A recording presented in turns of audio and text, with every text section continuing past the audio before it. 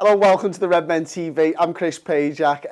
Liverpool have beaten Tottenham by 2-1, and we are proudly backed by The Athletic, the home of football writing. You can get 50% off your yearly subscription, taking it down to around £2.50 a month by visiting www.theathletic.co.uk/Redmen TV. Some of the best writers in the world, no ads, no annoying pop-ups, but I am here and I am joined by Emma Sanders, by Kieran Gething and by Sam Walker for this one. Nice easy win that, Emma. Yeah, decent win. Big win as well, especially that, we've got Man City coming up soon, so top of the table, 6 points clear. Happy days. Oh, mate, it was like they scored early, didn't they? And you're sort of thinking to yourself, well, I think some people would have been thinking to themselves, oh, bloody hell, is it going to be one of them days? And it just wasn't, and we don't have them days anymore, do we? Yeah, I mean, there were so many chances as well in the first half that you just thought at some point Liverpool are going to score. I'm surprised it took that long, to be honest. But yeah, I mean, it was a sloppy start, and it was one of those, really kind of moments. But yeah, Liverpool were the better team throughout. I think I tweeted some stats at half-time, and it was ridiculous. The average positions for Tottenham were, basically in their own half. And it was just, they were all over them. So, yeah, comfortable win. Kieran, starting 11. It went back to the same old, same old? Yeah, I was a bit disappointed Lovren started. I think I'd preferred to see Gomez start. But apart from that, yeah, it's just the team almost picks itself, doesn't it? You might want to see Ox in there a bit more often now. But I prefer seeing him with that workhorse midfield. I do enjoy watching it. What is it you like about that midfield? Just the effort they put on you. Whenever Henderson scores, I just can't wipe a smile off my face. I'm absolutely screaming every time he scores, and it was a beauty he got yesterday. But yeah, it just feels strong, and I feel more comfortable when you got people that are always running, and that's what a midfield do, isn't it? Were you surprised at the start 11, Sam? Yeah, I'm especially because Lovren played against Genk. I didn't think he'd play 2 games running. He doesn't usually, does he? Can we finally disperse that he's the 4th choice now? Or do you think he's 3rd choice? Maybe there's not a 3rd and 4th, maybe. It just seems that even last year, when he was fit, he came in. He wasn't fit a lot last year, was he? He had a lot of injuries, but I'm not sure. I was convinced it was Matip, and I've been, like I was saying before, I've been away at the weekend, so I wasn't sure what was going on pre-game, but when you don't see Matip, you just automatically think Gomez. All the build-up. Oh, I'd rather see Gomez than... But yeah, straight in there, and I'm not going to lie, I flapped it. Kane loves Lovren. And Klopp just seems to just keep picking him against Spurs, doesn't he? So maybe just giving him a shot, giving him a chance. We'll give you an early goal and see how it goes from there. But yeah, for me, Gomez every time if I was picking. But that's why I'm here. When you're thinking of Gomez, you've got to think about the future, innit? Yeah, true. Lovren's really great as a backup and as a 4th choice, but for me, you've got to start Gomez because I want him to get a really good rapport with Van Dijk again, like he did at the start of last season. Yeah, but it's interesting though that Klopp said beforehand that Gomez was sort of not being quite at it. In training. I can't remember the exact quote that he said, but he sort of suggested that he's not quite been at it in training. So, which that's a bit of a concern, really, isn't it? Though. Yeah, I mean, and there's reports that have come out. I think it was it 90 Mins that posted a story about Arsenal. Sort of a gossip story saying that he's not happy, which is a load of rubbish. But I mean, I think he's obviously come back from injury. We're still only 10 games in, so it's not like it's mid-season. So I guess this is kind of his 4th or 5th game, really, isn't it? Because he's kind of started a little bit late because of the injury. So it's he's going to take a bit of time to get up to speed, and I think he's just struggled. So I actually, while I agree, I think on the whole you want Gomez to be starting, I actually agreed with Lovren starting yesterday because I just think he's probably the player that's more informed. I was really surprised that it was Lovren, and listen, I know that last season certainly, Sam, I remember sitting here having this conversation with you. When Lovren was fit, he was playing a lot of the time last season, wasn't he? But for me, as you kind of mentioned there, that battle with Harry Kane, there only ever seems to be one winner, and as the first half started, Harry Kane just kept on backing into Lovren, kept on winning those headers and stuff, and I thought it was a mistake by Klopp to pick Lovren in that game because of it. As the game wore on, I think he got better, if I'm honest, and I think Lovren grew into it a little bit more. This is a lad who's not had a lot of football either, to be fair to Lovren.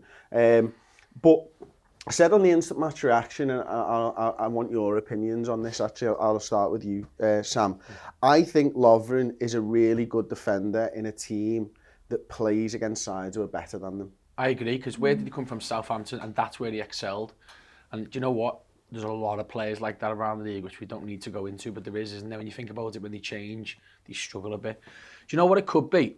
He is quite strong, Lovren, isn't he? He's a big lad. You know, whoever Liverpool play against, the good Kane or whoever the other forward is going to put themselves on, not Van Dijk. And you just got to wonder whether a combination of either confidence and or strength has made the reason why he's picked Lovren, because Kane's a strong lad, and if he's thinking Lovren might win a few more battles in the game, which just might be enough for us to get through it. Whereas if Gomez maybe he feels isn't quite as strong as Lovren, even if he's much quicker, and maybe he's suffering a little bit in confidence, if like you were saying, he's not quite at it at the moment, that might have just swayed his decision. Other than that, after I haven't seen the game again this morning, I think he did all right. He did well. He gets in the hustle and bustle a bit too much, doesn't he? But I thought he played quite well, because he gets picked on by the strikers, and Van Dijk almost gets away with it sometimes, doesn't he? Because he's that good. Yeah, no one wants to go up against Van Dijk, do they, Kieran? I think everyone knows just how good Virgil is. So when you're looking at it, and when they're playing one up top, I mean, if I was Harry Kane and I'm looking at the two centre halves, I ain't going anywhere near Virgil van Dijk. Well, he's a big old goose, isn't he? Don't want to go near him anyway. Yeah, it's got to be hard for anyone who partners Van Dijk in it, because all the attention is going to be on you off the attacking team. So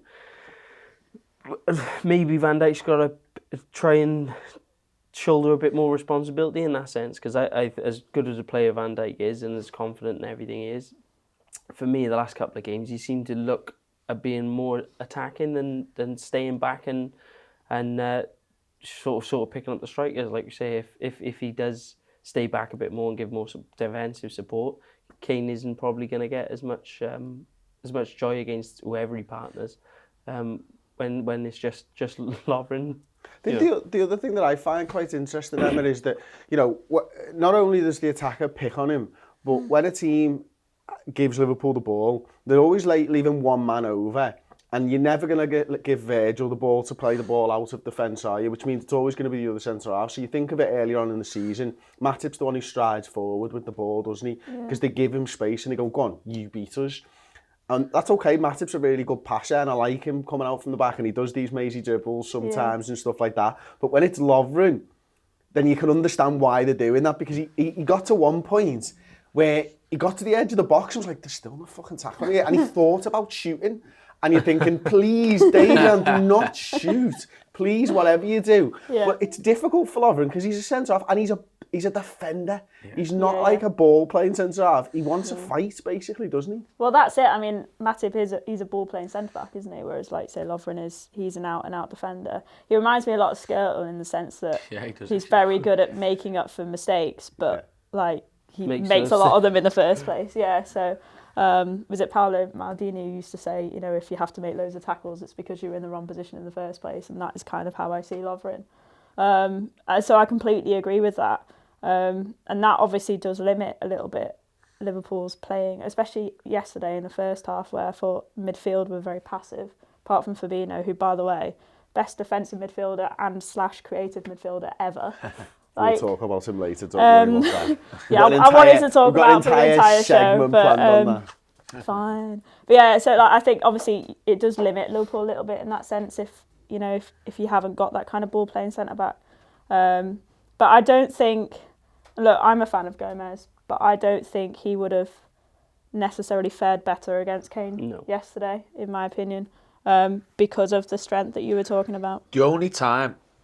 Well, there was a couple of times, but the one big one where you saw and you're thinking Gomez is where Son just absolutely toasts Lovren from a 5-yard gap, and Alisson does really well actually to push him wider than he needed to be. Lovren done well covering, so if the shot would have been 3 or 4 yards lower, he might have headed it clear, but he got left for dead there. Yeah. And against Son, at that point when I saw that, I thought to myself straight away, that wouldn't have happened if it was Gomez, because even if he was 3 yards in front, he would have got there before Son, because he's rapid. Yeah. What a player Son is, though. Oh, I remember playing on FIFA. I can't remember what year it was. You got to play a year. We need to sign him up. yeah. He's brilliant. Yeah, he Yeah, is. He's exceptional fantastic. I think player. he's probably one of the only attacking players that could get into our team straight away, but Perfect. could fit in the system and do well. Yeah. Really He's got the pace, he's got the skill. I mean, even the shot that he takes for their first goal, he cuts it back on such an angle past Henderson that you're thinking, has this got away from him a little bit? And he still manages to turn his body. He hits the crossbar then, and then Kane nods it in. And Sam, it was a pretty poor fucking start from Liverpool, but equally, it was a mad goal to concede, wasn't it? I never like blaming people on that. People will go, like, all the pundits in the studio will go, he should have been doing that. Bollocks. If you hit the ball towards goal, it hits someone's shoulder, then it's the bar and bounces down. No one in the world of football is marking anyone. It's just chaos for a minute. First minute of the game, it happens. If they were going to score a goal early on, that was how it was going to happen.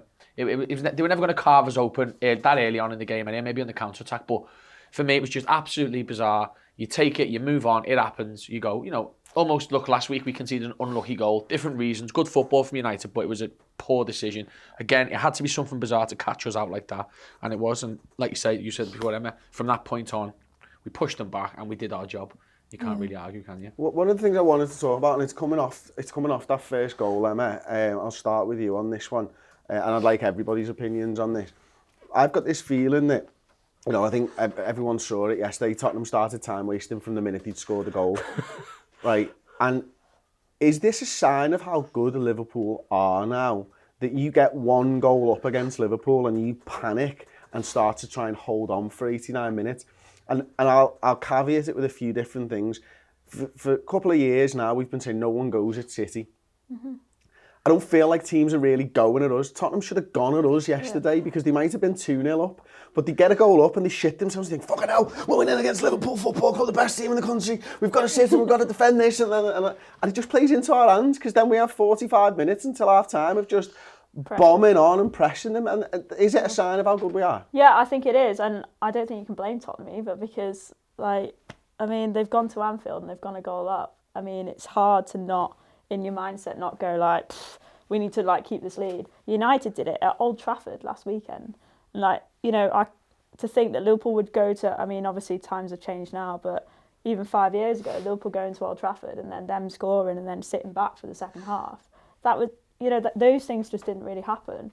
But Liverpool are that good, even that, we've got so many different styles of play in the sense that Trent and Robbo are incredible at putting in these balls from wide areas that, and we've got these ball playing centre backs of Matip and Van Dijk and Fabinho who can just pick out passes from basically the top of the main stand.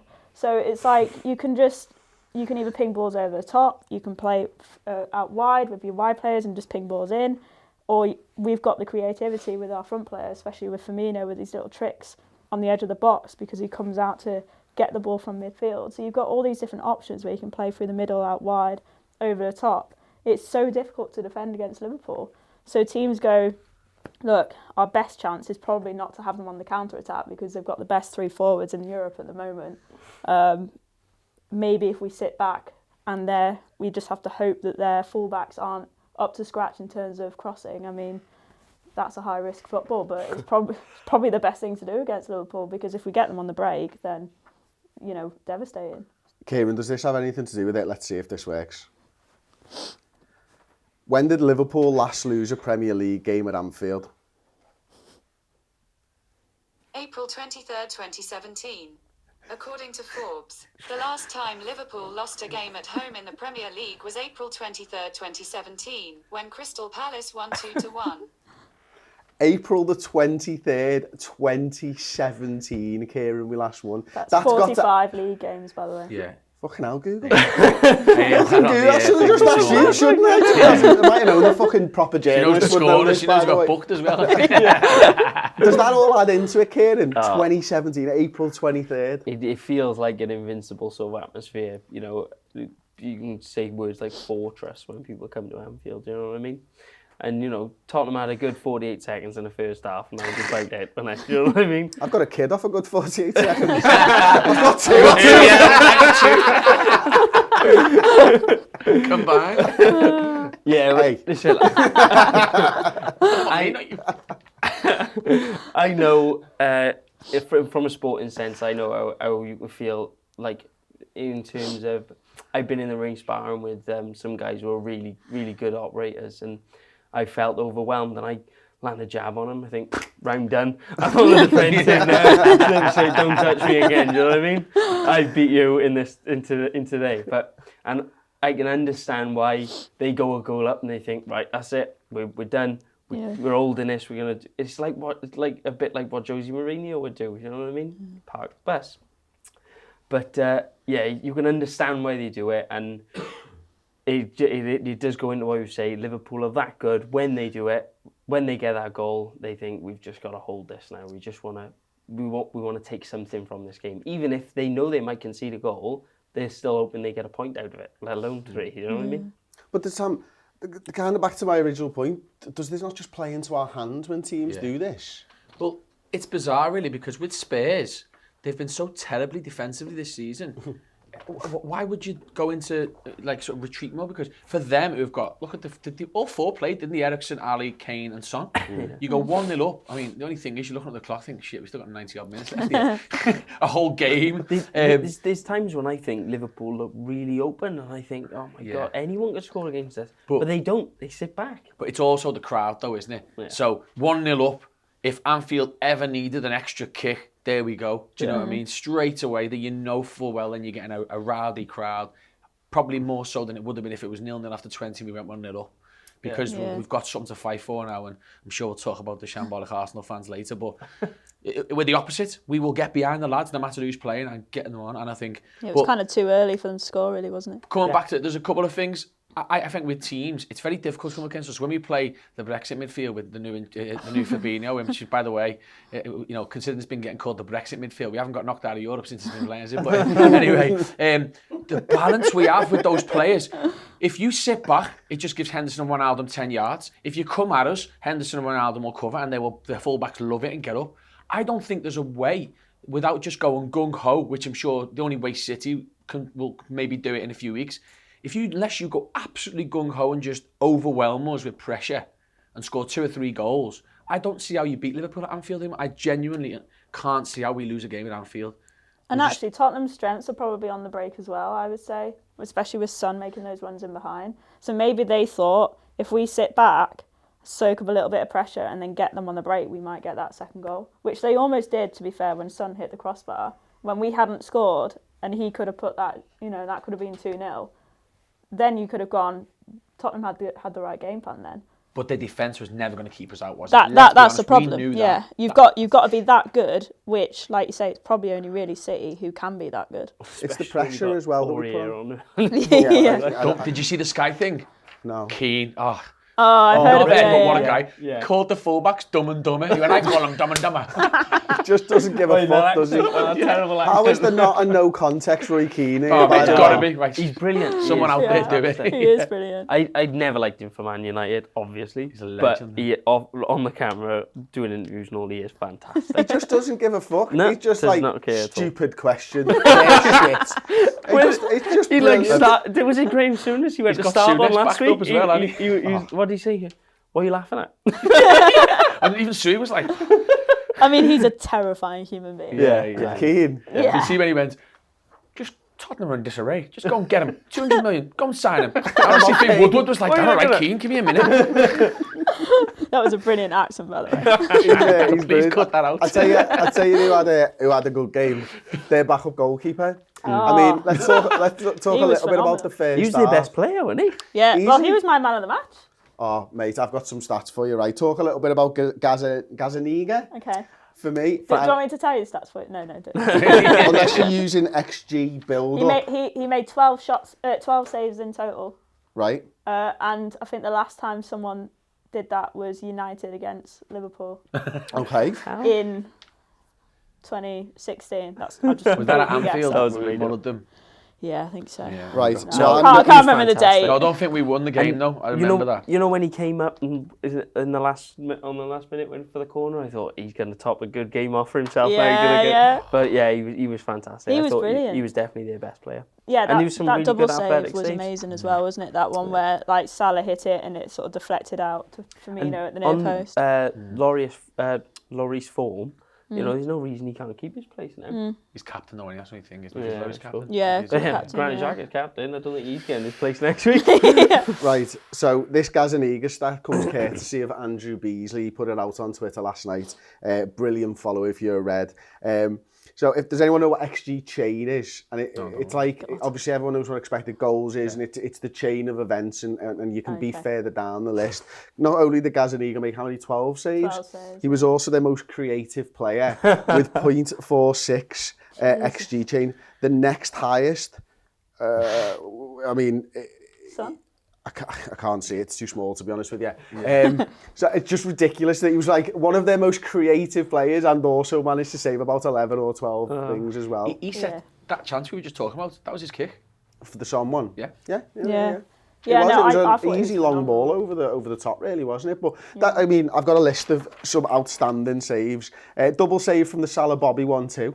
I mean, that's a brilliant 1-2, first of all. Bobby with the filth again. A Van Dijk header, which Oh, that was a good save, worldie. Trent Tipped one over from Costa. just outside the box, which was an absolute Oh, rocket. that was like the Wanyama one, wasn't Yeah, it? yeah. From a season. Bobby header at the back stick. Bobby, where he almost megs him from the throw-in. I don't know why that out, by the way. He sat on it, I was going to say. He's that good that he saves it with his bum. Wijnaldum close range header. Yeah. I I mean, forgot about that one. and then Yeah. Mane probably should have scored as well Yeah, first yeah, half. he But should have listen, one of the big things that I was thinking about, Emma, when we were in half time, I was texting a mate of mine. I was saying, like, look, I don't think Liverpool need to change this. I'd imagine that Twitter was going mental for Keita and it was going probably mental for Ox or something. But the amount of chances that we created first half, I was in no doubt that the team and the setup was absolutely perfect for going against them. Yeah, I mean, I have to admit, I did want to see the Ox come on, but that was only because I thought Wijnaldum and Henderson had a poor first half, and they completely turned it around. Like, Henderson was like 8 out of 10 in the second half. Someone tweeted, But- I cannot believe Henderson is still playing. He's so poor. He's definitely going to get yanked after that half.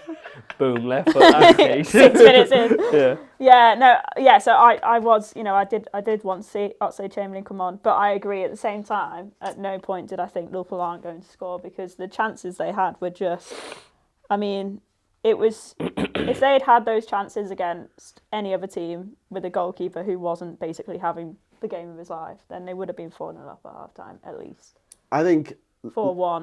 Lloris throws the ball into the back of the net, Kieran, at least 3 times in that first half Yeah. I honestly, with both of his arms. I wouldn't even one class doesn't work Lloris anymore, does it? on that top. On that, that's harsh as hell. Bad.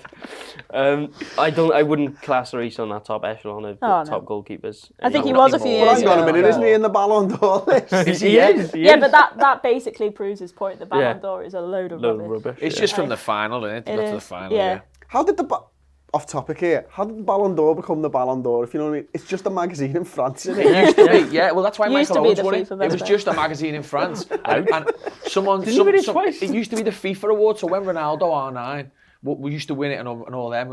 I remember because he's like my favourite player, and it was the FIFA World Player of the Year. That was the one. So the one that Messi's just won was the one. The And best, they call it now. Yeah. And they changed. I don't know if they combined it or something happened, and then the Yeah. Ballon d'Or became. It was probably Messi or Cristiano. Probably some endorsements happened when they won it. And just, Sounds better, doesn't it? The Yeah, it best does. award. Sounds It is like just a shit. magazine. Yeah, It yeah. does sound terrible, the best awards. to be fair, like. Whoever done the Tell Alison the wins it. marketing on that wants to fucking sack, I think. So, all right, okay, we've talked a little bit about Gazaniga and how good he was. We come out at half-time, we nearly concede a goal, don't we, from the Son chance. There's a potential penalty, Sam, on Virgil van Dijk with a Sanchez arm to the face. Did you see that one? It's bizarre because over the weekend, some of the pens that were given were softer than that.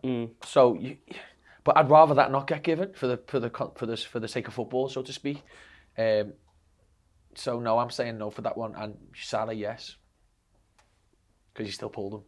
The one where he fights and stays on his feet, is that one? Yeah, the one where... I Yeah. cannot believe, right, they made a big deal about Kane going down with the almost Lovren. an elbow to his face. The stroke And in then the cheek. Salah, yeah, exactly. Salah is getting ragged.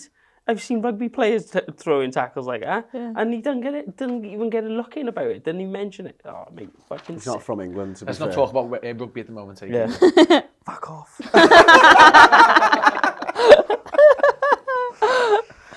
No, let's not. It's a good job you're not a Cardiff City fan No. Yeah. as well. Didn't they lose to Swansea yesterday? Yeah. Yeah. No. Cardiff. Cardiff It did. was like Yeah. Cardiff lost to Swansea, so if you were a Cardiff fan and a Wales rugby fan, that was a terrible day. Bunch of my friends didn't have a nice day. I can imagine. Like, okay, so listen. One of the things that's come out of the weekend, and we'll talk a little bit about it later on and stuff, is the VAR stuff. And what I realised yesterday, after seeing that one in German football where the sub gives a penalty away, Yeah. did you see that one? Yeah, right? hell, touching it back in. Is I would be the worst referee in the world because I base it on feelings now and again. So I felt that was harsh, so I wouldn't have given it. Right, I'd be the most inconsistent referee ever. Because the rule says if a player who's a substitute interferes with play, then it's a free kick. Wasn't it like a gnat's cock from going But out it's, though? yeah, it is. But how But is it a penalty, though? because it was happened in the area. Oh, so Yeah. is he... I haven't seen it. I've heard about it. He's on the goal line in the area Running and on stops the the back, ball innit? going out of play. He basically passes it back to the ref for a goal kick or a corner or whatever. Should it it be was. an indirect free kick? Oh. Right. So as the rules state, and I'd be like, nah, I'm not having that. It was going out anyway. But the whole point is that they don't get in the way of the game. Yeah. You know, it's a proper thing, isn't it? And then like the Harry Kane one, I'm like, I'm not giving that. The Salah one, yeah, I'll give that. Like, and Nothing to do with being the a Liverpool Everton fan. one, the Everton one from the weekend, I wouldn't give that, even though it was a kick. He steps on him, doesn't Steps he? on his foot. I wouldn't give that, but is it a foul? I don't That's what even I know. mean. Is it an It's too infringement? subjective. I think, yeah, I agree. If it's an infringement, like the Zaha one, clear as day. Yeah. Have you seen that one? Yeah. Like that's ridiculous Who that he he even steps booked him. across him? That's embarrassing. Yeah. But Changes me. the Everton one wasn't it was like two guys kind of jumped and one. It wasn't a foul. He didn't stop him. It just kind of happened. If you know what I mean. It fell over. It wasn't like I'm going to try and get the ball and then miss it like our one. It was he was an accident. It's just kind of happened and it didn't stop a goal scoring chance really, did it? But if I accidentally elbow someone in the face, right, that looks a lot worse. Do you do that and to it's Ross a all the foul. time? No, that's meant. It looks bad, and you'd probably think, well, accidental or not, you shouldn't have your elbows up there. Yeah, I agree. So I'd be far too subjective, and this is the problem with VAR. I think, and what I've come to realise is you're Yeah, but it's still not just asking VAR, some. it's football, isn't it? In Well, general? you're asking somebody to look at the VAR, Yeah, and that person will be subjective. yeah. That's the problem for me. You've is got that two different VAR is opinions, great isn't at it? Yeah. offsides because you're not asking a person to do anything. You're asking the computer to tell you whether he's offside or not. I like it for the hand rule because if that rule's going to be introduced, Yeah. then it works. I hate the Did hand it hit rule. you? I don't. It did it hit you Yeah, or not? but yeah, exactly. At least it is what it it's is. right, Yeah, isn't it? I don't Yeah. mind it, but yeah. But why is it different Yeah, for the I like attackers that to the one. Because defenders? let's. I hate you talking about this. Oh, today, he so just don't got a get bit it. passionate the other day, didn't he? if you're gonna, if it just hits your hand in the box and you're not gonna score, carry on if you score. But if you're gonna score a goal and you use your hand, think if we were playing five-a-side footy, Chris, they'd be murder for 5 minutes. Oh yeah, defo. So that's so. But if the ball comes over and the defender it accidentally hits his hand, but it doesn't stop a chance if it's kind of going that way, then I don't see why. Because it doesn't lead to a goal. If the ball comes over and say Mane's about to score and it slaps the hand, yeah, it's a penalty because you stopped the goal scoring chance. So if it's directly leading to a goal, it's a pen or a free kick. If it's just hit your hand in the box, I think it shouldn't go for either team. But what if it just hit your hand in the box for an attacker? Then carry on. But that's not the rule, is it? No, so if the ball comes over and it hits Mane's hand, then he gets it, passes it to Firmino, then he chips it to Salah and he heads it in. It's a goal. It's only if it directly, literally leads to the goal. So from the City one that they go against Spurs and to Mane's one, it's ruled that because it literally, the ball come off, was it Rodri's hand and went straight to Jesus who scores, or Mane controls it and scores. But if there's a ping around after that, no, I think it's just carried on. Okay, that makes sense. It's got to be direct. I'm sure the rule is directly leading to a goal. Yeah. Well, that makes sense. Well, the main thing really in all of this is consistency. Like when we, brought up rugby then, rugby is a perfect example that... Again? Like the referees... Sorry, mate. The referees... They just go with a decision, but they're consistent, and you've got respect there. There's a lot more intricated respect from the fans and from the players. You do not get the players running up to and go, "Ref, what the fuck are you doing?" Because refs say, "Oh, you wet? No, fuck off." Exactly, Just, but that has been born from the fact that these referees have consistency. Yeah. Like whether or not you disagree or you agree, it doesn't matter because at the end of the day, those referees will make that decision again in the next match and again in the next match and again in the next match. In football, that doesn't happen. So the players who, and I agree, are at fault because they shouldn't be encouraging this, but it's hard for them to not react emotionally because if they see a decision, like you say, there was softer ones given this weekend, and then Van Dijk's been hit in the face, and I don't think that's a penalty at all. Like, you can understand why Liverpool players will be emotionally kind of, why isn't that a penalty? Because there's been softer decisions being given, so there's absolutely no consistency in the league, and that's the main problem for me. Emma, as a journalist, you've obviously seen VAR's implementation up close. You obviously work the games and quite often work during the games and stuff. So, was there a change in VAR this weekend and how it was implemented? I don't think so. I don't think there was a change. I think it's getting to the point now where referees, the longer it's been on, referees are now scared to make a decision because they've got this backup of VAR. So instead of making a decision, they go to VAR. And there's certain instances where if the referee doesn't say it's a penalty, then the way that the question is asked with VAR can't award a penalty. They can just say whether or not the decision was correct or not, if that makes sense. So they kind of avoid having to make a decision because they've got this second opinion, which they can... But the second opinion seems to be just backing up the referee's first opinion. Until this weekend. Until this weekend. And what happened last weekend? The foul. I think that's been the catalyst. Yeah. Yeah, I mean, I see what people are saying. I don't think they have changed it. I think it's, as in, I don't think anyone has said, right, we're going to do it differently this weekend. I think it's a subconscious thing where the referees are shitting themselves. So how would you explain, Emma, the non-goal for Socrates in the Arsenal game? I didn't see that, to be fair. So I watched it and I didn't fucking see what was wrong with it. There was argy-bargy in the area. A goal was given from Socrates. There was argy-bargy. I think it might have been Chambers again, actually. It was. Yeah. And the referee doesn't go over to the screen. I'm not sure he's allowed to go over to the screen. I'm sure I saw someone on BT Sport saying that they're not allowed to go to the screen in the Premier League. It's how they implement it. No, it's not. No, that's load of rubbish. So the whole point is that they should go. The only way, I was watching a match today this morning, he said the only way they go over to the screen is if he speaks to the VAR and says what he's seen. And he doesn't agree. If the VAR says something that the ref hasn't seen, like say for instance, no, what's happened is Chambers has elbowed him in the face. If the ref hasn't seen that bit, he will then use the second screen to say, but if he says, I thought there was a kick there, or he says, I thought it was a goal, and he says, what we've seen is they're coming together in the box, and it looks like Chambers has hooked and pushed, whoever, if Kale was it, something like that. Then if the ref says, yeah, that sounds about what I've seen, I'll go with your call. If he says, no, I didn't think I saw that, then he'd go over. So, I just think the referee should watch it anyway. Right, which one was this one then I'm thinking of now? Okay, so he then rules that one out. Let's talk about the Zaha one quickly. Because he books Zaha for diving. Yeah. Doesn't go over to the screen and then takes the VAR's decision of penalty and takes the booking away. Surely that one should have been a screen job. Yeah, right. If anything gets overturned, they should go over and check it in any instance, if that's the thing. Because the referee sees them. They said that's what they said this morning. I just think the referee should have a look anyway. If it's that 50-50, then just go and have a look. 30 seconds for him to take a little jog over, take a look. I suppose with that one, if he says, nah, you got that wrong, he absolutely nailed them. Yeah. Oh, fair enough then. It's like one or the other, innit? Maybe. Yeah.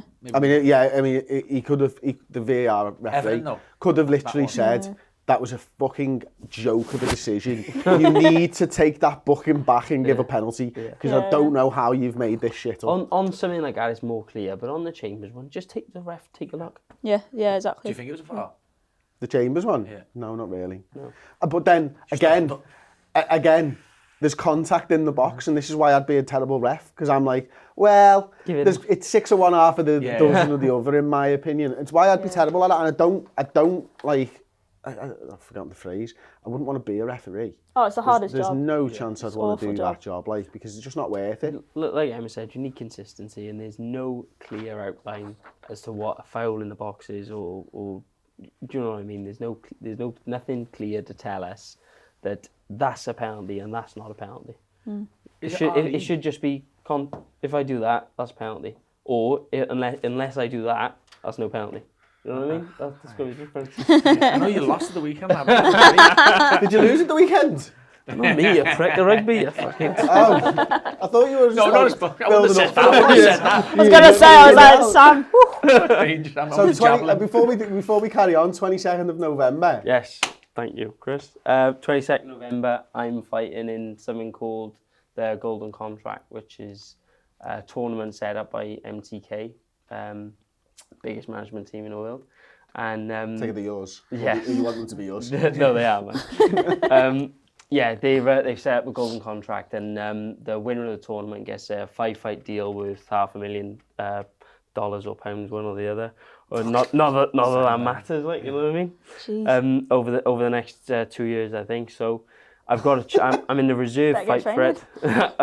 I'm in the reserve fight for the tournament, and it gives me an opportunity to be a part of it. And if I win this fight, then I've got a real chance of being in the main tournament. So. And you're on Sky Sports as well with that one? On Sky Sports as well, yeah. Wow, he's right. November 22nd. Brilliant. Tune in and watch it, please. You will do. You're a mad boxing fan, aren't you? Like? I missed it. We'll talk about after. I missed the fight this weekend. Yeah. Right, back onto the Liverpool game then. Hendo scores. His doubters will be gutted. Every one of his fans will be absolutely made up. If there's nothing else, he knows how to celebrate a fucking goal. I mean, it's the ultimate shithousery as well. He's gone, right, I'm just going to piss everyone off for the first half an hour playing really, really shit. And then come on in the second half and then score like a half volley and slot it into the bottom With corner. his left foot? Yeah, with his left foot. And then run off like I've won the Champions League for the second time. I'm surprised he never done the old... Yeah, no, I've always been a big fan of Henderson. I think it was always difficult for him to come in, take over from Gerrard. That is the ultimate hardest job. It's like with United, any manager coming in and taking over Ferguson. And I just think he's given so much stick and I don't really understand it. Like I said, I thought he was poor in the first half. Same with Wijnaldum though. And Klopp backed him and said, no, you're my captain, go out there, do better in the second half. And that's exactly what he did. What more do you want from him? No, I mean, listen, look, everybody knows I get called Jordan Henderson fan TV, for God's sakes. I just think he's a really good footballer. I think he does a job for the team. I think there are more talented midfielders out there. There are maybe more hard-working midfielders than him. But the job that he does for the team is second to none for me. I think he goes out there each and every week, and whether he has a good game or a bad game, he never shakes it. The highest of his responsibilities. He's always up in the ref's face when you need him to. And it was a captain's performance for me, and a captain's goal. And another player that played really well in the middle of the park. I know this is probably your favourite segment of the show, and I think he chips the ball in. Originally is Fabinho for that one. There's probably a foul on Bobby, maybe? Yes. Build up to him. I thought so. Yeah, I thought it was a foul. And who gives a shit after he's scored like that? I think there's opportunity there for him to be pulled back if he does mess up the shot. Yeah. What about Fabinho then, Sam? What did you make of his performance? He just oozes quality, doesn't he? He's just everything from his positioning to his getting his head up before the ball comes to him. He knows when to dangle a leg out. He's like the opposite of Lovren. He knows exactly when to engage and when to stand back. Yeah. I can't pick a fault in his game, apart from if he doesn't bang a volley in against the week. Yeah, he doesn't score enough goals. But it's who does from that position. Exactly. He's unbelievable. I think probably at the moment on form, there's nobody in world football who eclipses him in that number 6 position. He's just and his relationship with Henderson and Wijnaldum is perfect as well. They all set the balance for each other. I actually thought midweek, he was good, but because Ox and Keita just loved it, getting forward and stuff, it does expose him more. with Henderson, Wijnaldum, he just knows where they are all the time, and it's a perfect fit.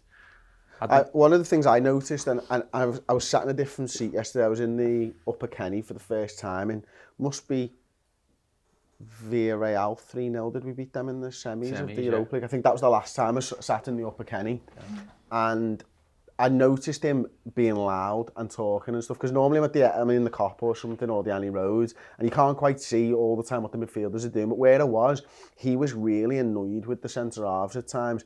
Van Dijk, Lovren, he was shouting at Trent as well, and he was going to them constantly, hurry up, fucking play the ball. It's there, you're going to play the ball, play it faster. And you could see him, and he's like, just come on, we're going too slow here. And that was all the way through the first half. And he's got that leadership about him as well, and he's got the vision. We know about his creativity and how good he is at winning the ball back. But also, one of the things that I love about this Liverpool side, there's loads of leaders all the way through it, and he's one of them. Yeah, definitely, completely agree with that. And he's like the opposite of any normal Brazilian as well. So he's not this like... Loves doing the dirty work. Yeah, I was going to say like... You are forgetting Dunga, by the way, the captain of the 1994 forward in Brazil side. Yeah, you're showing your age a bit, Sam. I was going to say, he was a hell of a DM, wasn't he? I was born about 3 months before that, Chris. So. No, like, yeah, obviously he's got that creative side to him, and like you say, he can play these balls from anywhere, and he's got an eye for the game. His positioning, like you're saying, Sam, is brilliant.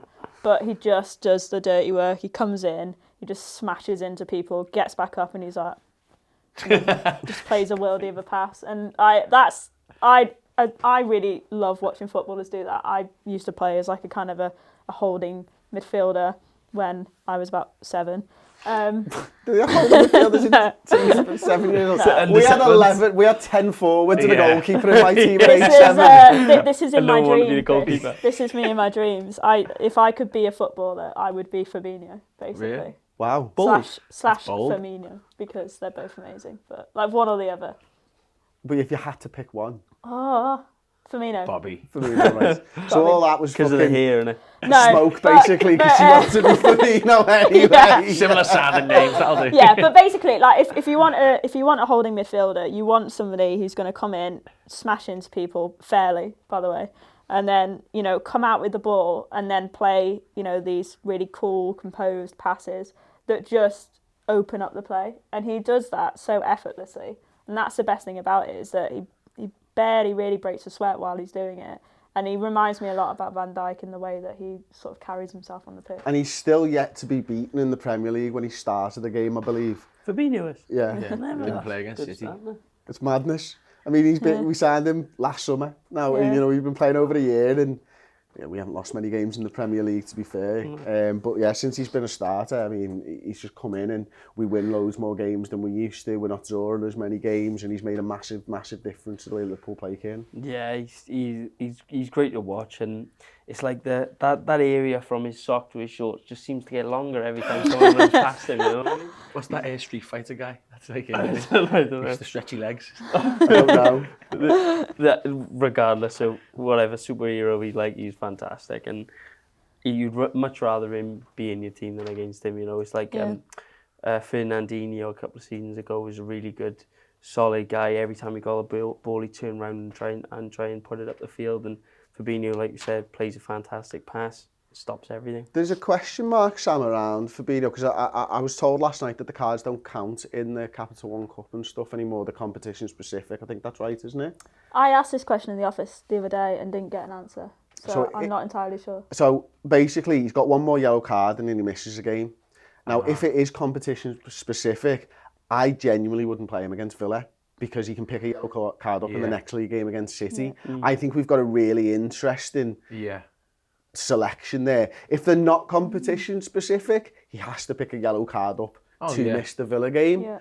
But either way, he's missing the Villa game. If the competition specific or not. I was surprised he didn't get a yellow card at the end of that game, if I'm honest. The flip side is, though, you've not really seen Klopp do things like that, have you? Yeah. Because we've all kind of had discussions about it, whether it's online or to each other, about that kind of thing in the past, being like a bit shit hours, we like that. And I've never really seen Klopp do it. I think you're more likely to see, if he plays against Villa, to play, and then if we're winning the game, maybe to go, okay, well, I'll bring on Milner or Henderson or Wijnaldum and sort of give him a blow because of that. Also, we've got a Champions League game for that. Yeah, I agree with you. I think we probably should do that, but I think Klopp will back him not to get booked. Yeah, I'd be interested in that because I agree. I don't think that's thoughts even crossed We're too Klopp's good, aren't mind. we? He doesn't think 2 games ahead. No, he doesn't. Yeah, he thinks each game. And, like, I'm sure he's well aware of the situation. But I agree. I think he's got such a high sort of moral grounding that he's not going to, at no point will he think. Well, listen, He's gonna get rid of if Klopp's not going to think about it, we need to start as fans tweeting FSG. If we can tweet them about sign Royce, we need to tweet them about make sure Fabinho doesn't fucking pick up a yellow card and don't play him. Fabinho out. Hashtag. Fabinho out is the hashtag. Peter Moore on Twitter, FSG, Linda, all of them. Start tweeting them and make sure that Klopp does not pick Fabinho to get a yellow card against Villa. I want to see Lallana in the fucking six. So against the United game, I was doing the live text on the BBC website, and I basically put in when Lallana came on, 1-0 down at Old Trafford. Nobody wants Adam Lallana to come on here, and then he went and scored. So basically, I just need to do that every time Lallana comes on. Yeah, anytime he comes on. I mean, I'm glad that it happens to you as well as me because I'm It happens literally every the worst. single time. Every single time.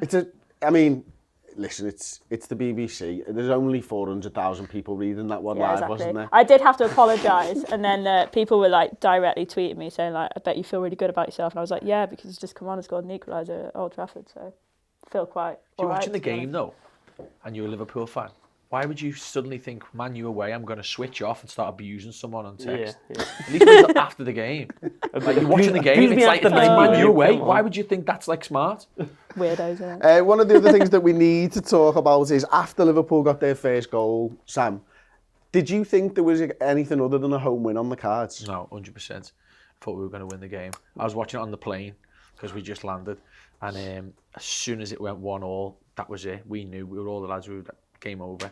And you just knew. In fact, I thought we'd get 2 or 3, to be honest. I thought the Spurs, because when you're winning for 60 minutes, it was about 60, was it 50? 56 minutes, and but it was pretty close because they scored so early. And then you concede away at Liverpool, and you know, everyone knows how last time we lost, stuff like that. Didn't Neville say that when they score 1, they're going to score 2? Did he? Yeah. Yeah, I think he did. I don't know. Should we have Stato Sanders over here? Yeah, I don't watch Sky Sports. Oh, of course. No, joking. BBC for life, innit, you know what I mean? 5 live in it, will you? Yeah, no, we actually have like a different feed, so I actually don't watch Sky. Oh, right. Oh, right. Why's that? So I like because Just competitive, it's or? slightly early. It's about 20 seconds earlier. Than Did Sky? you- yeah. Well, because it's our own camera feed, Ah. it comes through our system a lot quicker. So obviously, what you watch on TV will be slower than the actual original feed. And then Is if that you why watch it- and a then goal if you always watch it- comes up on my phone before I've seen the fucking goal scored? Sometimes, yeah, or that might just be. so annoying, that does. Yeah. Do you stream though? I was going to say, if you're streaming, that'll be So why. what, is it not Why I was streaming Sky's it. cameras then or something at the ground? No, so like Sky will have their cameras, and then we'll have our own for Match of the Day. So then ours come through a different feed. So we have like our own kind of feed. You're on 6G. Yeah, 60. Anyway, moving on. And then finally, obviously, we need to talk about Mane. When you need someone to step up, Kieran, Mane is the guy, and he goes into that area and he drives in past their centre half, and well, right back actually, was it Aurier? Yeah, Aurier. And then penalty. Yes, Mane's just clever. Everyone said it. Match of the Day have said it. As soon as Mane sees that opportunity, he's stepping in there. He knows Aurier is just going to try and boot it away. And I do feel bad for him. I feel quite bad for Aurier because he's pulling his leg back. He's hardly swung it. And Mane's leg right in front of him, taps in, boom, down. But it's an obvious penalty. Yeah. Mane's earned it. Aurier hasn't properly conceded it. For me, Sam, it was a foul. There was no malice. There was no intent of foul. But ultimately, it was a foul. Yeah, you can't. If you go to play the ball, you can't not get the ball and kick someone on the back of the calf. But it almost hit both legs, didn't it? Yeah. I think that was absolutely stonewall. I think even if there was no VAR, I think 9 out of 10 refs are given that. It's obvious. Ball's there, man's there. There actually was a VAR. It lasted about 3 seconds because it was that clear. It was that obvious.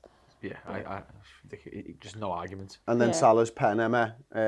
Gazaniga forgets to dive, I think, doesn't he? Yeah, but I love Salah basically just goes, I'm just going to smash this and hope for the best. He almost took the back of the net. Yeah, but I'm always terrified watching Salah take a penalty because you're like, this is either going basically all the way to the A1 or it's going in the back of the net and it's going to smash the net. It's one or the other. and he seems to just smash it every time. It's amazing. What I don't understand, and I had a little laugh at Gazaniga, and I'm going to give Tom a little bit of time to try and rearrange the camera, is he's standing there, the ball goes here, and instead of moving his foot that's dead close to the ball, he decides to go with his hand. Yeah. And I've never seen a goalkeeper do that in that Yeah. situation, and I thought it was really strange. But I think that's to be because honest he with hit you. it so hard. I actually don't think he saw that until... Because when he watched it in real time, I thought it was in like the bottom corner. Yeah, and I then you thought watch it the was replay bottom and you're like, corner. oh, Right it's next to actually right next to him. So it's Yeah. going that fast. That Ian Wright was saying, I think it was Ian Wright on Match of the Day, that when he's doing his little bounce, the timing of his bounce was unfortunate for him because Salah almost strikes it as he's up, Yeah. As he's up, you know, on he his needs to get toes, and then down. he can't. It's too fast. Yeah, I agree with that. I mean, that interests me. I think you have to bounce as a goalkeeper, Yeah. but if you're bouncing, I think you have to dive. I don't see the point in bouncing if you're not going to dive. Do you know what I mean? Yeah, but that's what I mean. I think he probably had the intention to. But because Salah hit it that quickly, with that much pace, he was probably like about to dive and was like, oh wait, it's I already, think he it's might have already thought in he the was back going of the net. straight because was the final penalty quite straight? I think it was, wasn't it? Yeah, that's a good point actually. Yeah, I probably. don't know. I Maybe mean, he just thought he's going to whack it and I'm just going to make myself as big as... I mean, he hits a lot down the middle, doesn't he? Because he just does hit it. Like, he doesn't place it, so he does go more centrally. Got to be a lot of confidence as well to just smash it every time. Yeah. Maybe Salah doesn't know, I know so he exactly doesn't. what I got. Yeah. Bam. Yeah. But it's interesting that you say that because I actually think he's less confident because he does that. I know what you're saying, but I think if he's not confident in it. yeah, because I think if you're confident, like Milner or like De Bruyne has done this in the past, like you slot it into those corners every time. But I think if you're not as confident that you just sort of you hit it as centrally kind of as possible, just get it on target and with enough pace that goes past him. yeah. the Salah thing's mad for me because I keep thinking that he's a bad penalty taker, but I think he's only missed like one or two for us. And it's mad, like he does just smash them, and thankfully he did. Obviously we go 2-1 up, and then Spurs changed it. Spurs come out at us, and I actually got a little bit worried towards the end of the game because we lost control of the game. We ended up bringing James Milner on. I can't remember if that was before or after. It must have been after because he'd have taken the penalty, I suppose. Yeah. It was straight after the penalty. Was it? Yeah. And then Milner's brilliant because he just picks up bookings. Like, he got booked for slammed something. it, It was a blatant, like, he knew he was getting the yellow card. Then he got fouled in the corner flag and got booked after he'd been fouled. And I've never seen that happen before because the referee played on, didn't he, after the foul? Yeah. So then he goes down the other end and he's shielding it and gets fouled and then ends up getting booked. And, like, the Tottenham player who was down the corner was like, why are you booking? He's like, no, I'm booking Milner for that tackle. And I'm like, that's funny. And then he digs the corner and just does it again. It's just like a little juggernaut, isn't he? Oh, he's just, he's a fucking winner, Kieran. Yeah, he knows what to do, doesn't he? He knows what he's there for. And if we're putting him on at that time, then it's probably to stop them scoring. Yeah. You're not going to be putting Milner on to get another goal here. And he's on there to control the game, and he sees he's making a good break down the wing, and just bam, straight away takes him out. Lovely job. And then I think the crowd must have thought he was getting a card for diving or something. And he's like, why? No, you slammed him right down here. But yeah, he's a fantastic player. Knows exactly what to do. I think he's won everything apart from a World Cup, maybe. And a Euros. Oh right, yeah, fair enough. Yeah, he's just like we're Arsenal of England, we're a Forget that. the least you're almost English Welsh, people aren't you? ever. And anyway, in a week's time we might do. Yeah, fuck off. You'll be getting a fucking sparring session. No, he's Lad, just have you seen me fantastic. fight? I'm the Pink Whisperer, me, lads, you know what I mean? Oh my The god. first time I was on you called yourself the Pink Whisperer. I thought you were like calling yourself a fanny. He says I'm not. Can we get this trending on Twitter? Well, Yeah, Whisperer. fucking hell, no, we've got other things to do. We need to get in Fabinho touch out with slash- FSG for being yeah. out. We can only push one thing at a time. Well, why don't we get him taken off and put the Pink Whisperer on? Yeah. No. No, the Pink Whisperer is only for the boxing ring. I fought Leon McKenzie, former Norwich player and now boxer. Still a boxer? Manager. Retired now. Man, oh, he retires. Oh, That's trainer. what happens when you fight the Pink Whisperer. video's available on YouTube. If you just don't type in the Pink Whisperer. I don't know what will come Oh up if you type God, in the yeah, Pink that's Whisperer. dangerous. Make don't sure You you? type in Incognito. Redmen TV, Leon McKenzie, you get to see me fight Leon McKenzie. You'll get to see him absolutely win the shit out of Paul Machin, which is absolutely fantastic. And you'll get to see him knock out Charlie from Ball Street with a body shot, which is just brilliant. It's edited, so you can't see the 7 minutes he's lying on the floor trying to breathe for. But trust me, it was there and it was fantastic.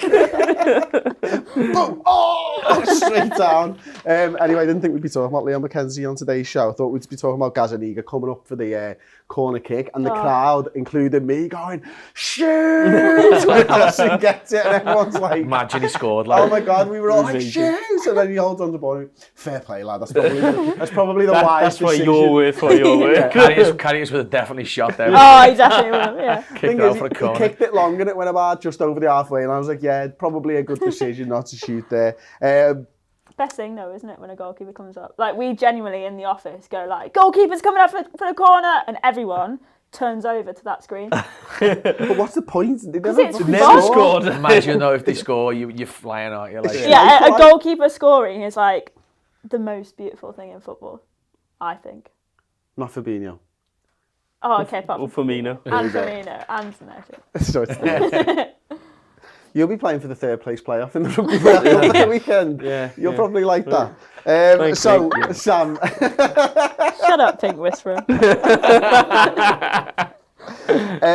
another 3 points for the mighty Reds.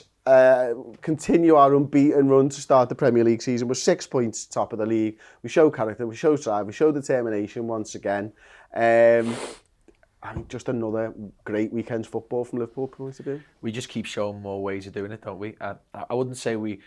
Someone said we what's the word used? We just managed to like get through these games and we Kane, I think, won it. grind out the results. Oh, Kane said we're getting lucky all I'm the not. time. I'm not saying we grind. You know, we grinded that result. I thought we deserved to win the match. When Yeah.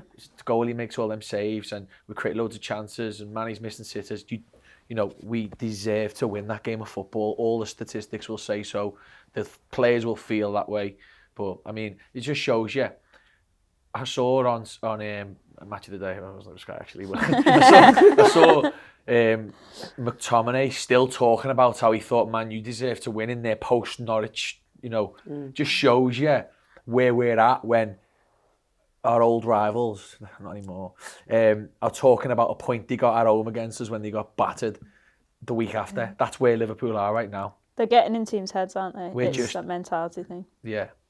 And have you seen the stat that says the teams we played compared to the teams City played? Played Tottenham, Chelsea, United, Leicester. I think there was another one on the list. And Man City played Tottenham and got a draw against them. You know what I mean? That's the tricky teams we've already played. And those wins against Sheffield United and stuff like that, they're looking like bloody Chelsea, good that wins win, as well. that win away at Chelsea's massive. Yeah, the win away at Chelsea, I think, was probably the best result of the season because I think that set up then. Chelsea are a cracking team. They're flying. They Yeah. really Yeah, are. And I they enjoy play watching really them. well. And I've always hated Chelsea. Yeah. 'Cause my mum has always hated Chelsea, so I've inherited that. But since Frank Lampard's taken over and he's put those kids on, Yeah. it's hard not to support young people doing well, isn't it? Yeah. No, absolutely. Okay, a little bit around the weekend's clashes then. Arsenal drew 2 over Crystal Palace. They're funny. We'll talk more about them on the Uncensored Match build-up show, which we're about to go into. Man United beat Norwich by 3-1. Apparently 2 penalties saved as well for Norwich in that one. Tim I've seen that Krul one. is like the new legend. He was standing in front of Rashford when he took it, though. Step No, I off haven't his line seen that. again. Well, Rashford does one of those shuffles, and every time he does a step, so does Krul. But if I'm the I can see why they let him, because if you're doing that on your run up, what's the goalie supposed to do? But he does take a good 3 or 4 steps forward before he saves Does it. he, yeah. Solskjaer Tim had Krul's the point. goalkeeper that got brought on by Van Gaal in the Holland side, isn't he, for saving penalties and stuff. He was good City, against Liverpool in the opening game as well. Yeah. City beat Aston Villa by 3-0 and Chelsea beat Burnley by 4-2. We've got the Round the League show later on today going on the redmentv.com. We'll be discussing all of that, all of those games and more that's come out of the weekend's football and stuff. Promises to be a brilliant show. Don't forget to check out The Athletic as well. You can get 50% off your yearly subscription.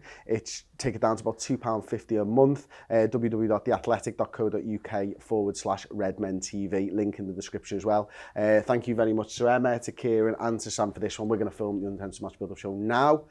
Like the video and we'll see you next time. Ta-ra.